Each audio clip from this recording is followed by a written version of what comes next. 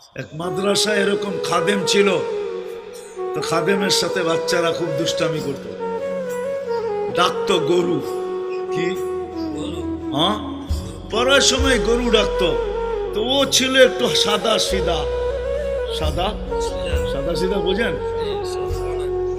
সরল ছিল, সরল সহজ সরল, একটু হাবলা টাইপের, তো বেশি মাথায় নিত না।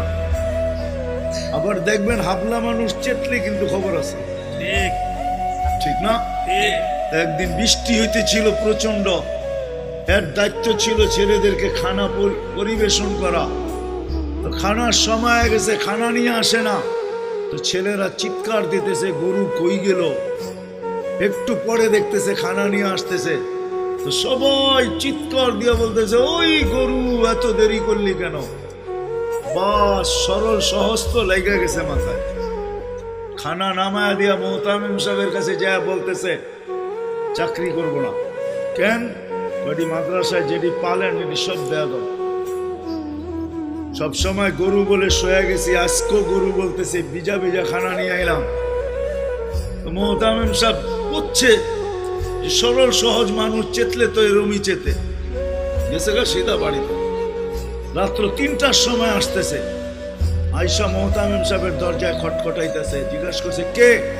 হুজুর আসছি। কি জন্য? চাকরি করব। তুমি না দিনের বেলা চলে গেলে চাকরি করবো না?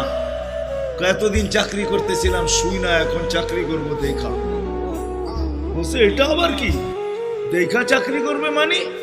আমি স্বপ্নে দেখতেছিলাম কিয়ামত হয়ে গেছে, আমি পুলসিরাতের পাশে যে দাঁড়ায় আছি, পুলসিরাত চুলের মতো চিকন, তলোয়ারের মতো ধার। ভয় পাইতেছিলাম এটার উপরে পা রাখবো তো রাখবো কি করে। একটু পরে চিৎকার শুনলাম, তো দেখলাম মাদ্রাসার ছেলেগুলা সবগুলা হইহুল্লার করতে করতে আসতেছে। ওরা পুলসিরাতের পা দিতে দেরি, এটা সুপার হাইওয়ে হয়ে যেতে দেরি হয় নাই।